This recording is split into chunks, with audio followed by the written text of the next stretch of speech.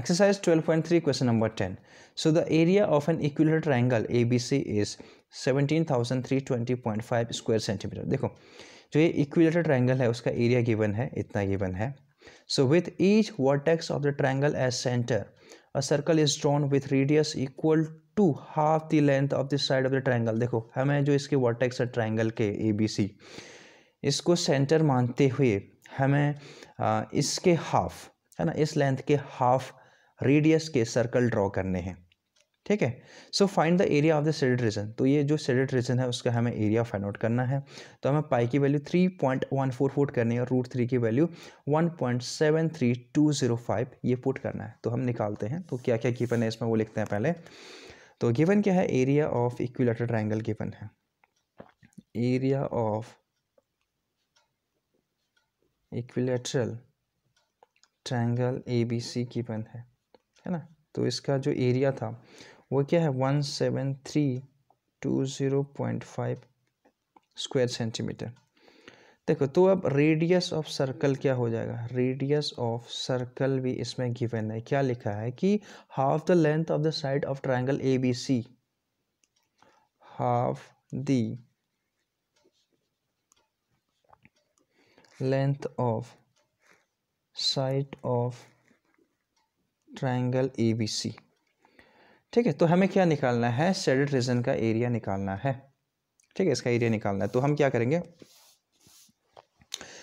इस ट्रायंगल का एरिया निकालेंगे माइनस जो ये 3 सेक्टर हैं सेम एरिया के हैं, तो 3 इंटू एरिया ऑफ 1 सेक्टर कर देंगे। ठीक है। तो हमें यहाँ पे इजीली मिल जाएगा। देखो अब हम यहाँ पे एरिया तो इसका गिवन है, तो हमारा यहाँ पे टास्क होगा कैसे न कैसे हम साइड निकालें, है ना। साइड निकालेंगे तो हमें रेडियस मिल जाएगा, क्योंकि इसमें जो सेक्टर का जो एरिया होता है θ/360 इंटू पाई आर स्क्वायर होता है।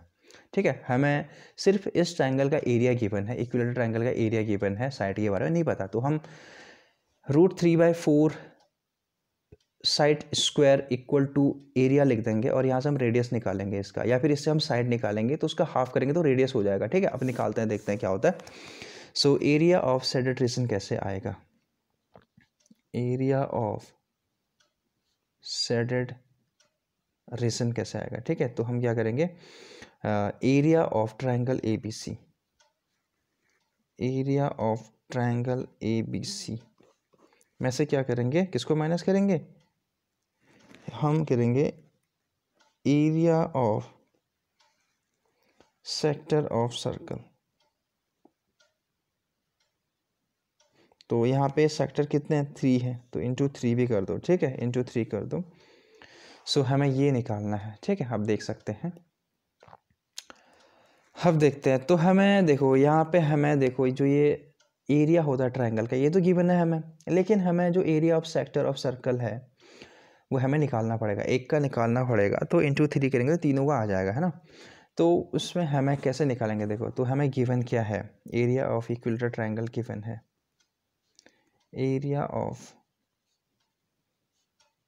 इक्विलेटरल ट्रायंगल गिवन है, कितना गिवन है 17320.5 स्क्वायर सेंटीमीटर। देखो तो जो एरिया ऑफ इक्विलेटरल ट्रायंगल होता है उसका एरिया कितना होता है 3/4 साइड का square equal to 17320.5 square centimetre. ठीक है। तो यहाँ से हम क्या करेंगे आगे, √3/4 को हम ट्रांसफ़र कर देंगे भाई इधर। सो 17320.5 इंटू 4 डिवाइडेड बाय √3। तो यहाँ पे √3 की वैल्यू है, कितनी है √3 की वैल्यू,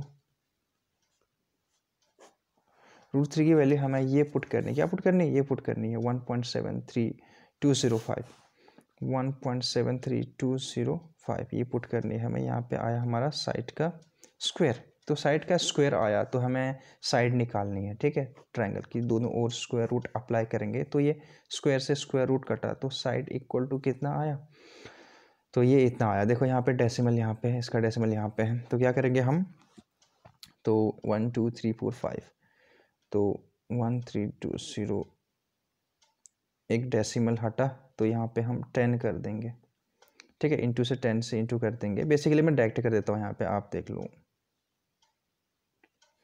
और यहाँ पे हमारे 0 आ जाएंगे लगभग अराउंड। कितने 0 आएंगे देखो, हमें यहाँ पे 1 2 3 4 5, 1 तो हट गया यहाँ से, तो हमें यहाँ पे 4 0 और ऐड करने पड़ेंगे या फिर इंटू करना पड़ेगा। इंटू यहाँ पे 4 भी है, ठीक है। तो इससे ये डायरेक्ट कट रहा है, तो यहाँ पे कितना बच रहा है, हाँ यहाँ पे बच रहा है हमारा 1 1 और 4 0, है ना।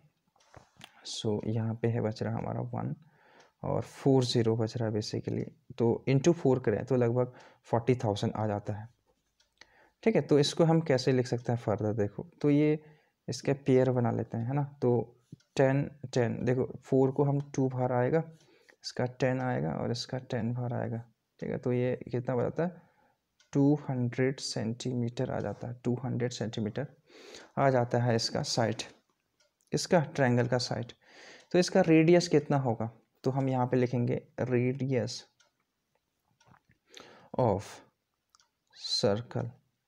तो रेडियस ऑफ सर्कल होता है 200 का साइड का हाफ होगा, क्योंकि क्वेश्चन पे गिवन है उसका हाफ है करके। तो यहाँ पे 100 सेंटीमीटर इसका क्या होगा, रेडियस, इसका ये रेडियस होगा सर्कल का, ये गिवन था एक्चुअली में, है ना। ये जो पार्ट है इसका हाफ होगा, गिवन था ये। सो अब हम क्या निकालेंगे, so area of one sector कैसे निकालेंगे, देखो अब हम देखो हमें यहाँ पे क्या निकालना है कि एरिया ऑफ 3 सेक्टर निकालने हैं। देखो हमें एरिया ऑफ ट्रायंगल एबीसी तो गिवन है, हमें बेसिकली एरिया ऑफ 3 सेक्टर निकालने हैं, ठीक है। एरिया ऑफ 3 सेक्टर निकालने हैं, तो कैसे आएंगे, सो हम निकालेंगे पहले एरिया ऑफ फर्स्ट सेक्टर। तो एरिया ऑफ 3 सेक्टर आ जाएगा 3 इंटू एरिया ऑफ 1 सेक्टर, है ना, एरिया ऑफ 1 सेक्टर। तो एरिया ऑफ 1 सेक्टर कैसे आएगा, theta by 360 into pi r square. तो इस केस में देखें कि पाई थीटा की वैल्यू क्या है, तो थीटा देखो इक्विलेटरल ट्रायंगल है, तो इसके हर एक एंगल क्या होंगे, 60 डिग्री 60 डिग्री 60 डिग्री होंगे, ठीक है। तो थीटा की वैल्यू हमें मिल गई कितना, 60 डिग्री।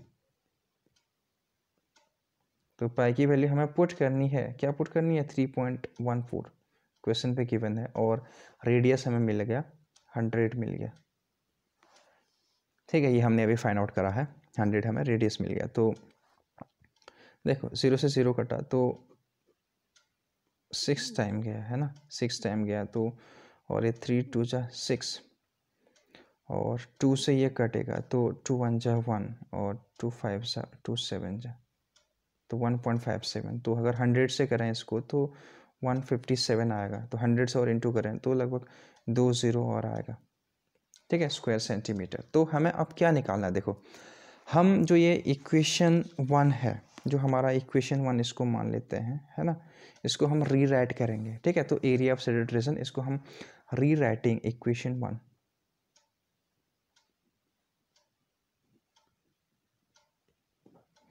तो एरिया ऑफ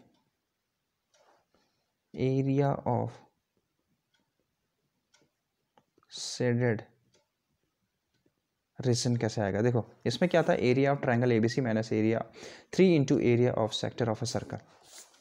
तो हम क्या करेंगे, एरिया ऑफ ट्रायंगल क्या था, एरिया ऑफ ट्रायंगल 1732 0.5 था, माइनस ये मैंने यहाँ पे 3 इंटू डायरेक्ट कर दिया, तो इसका जो वैल्यू आया था यहाँ पे 15700 आया था, है ना।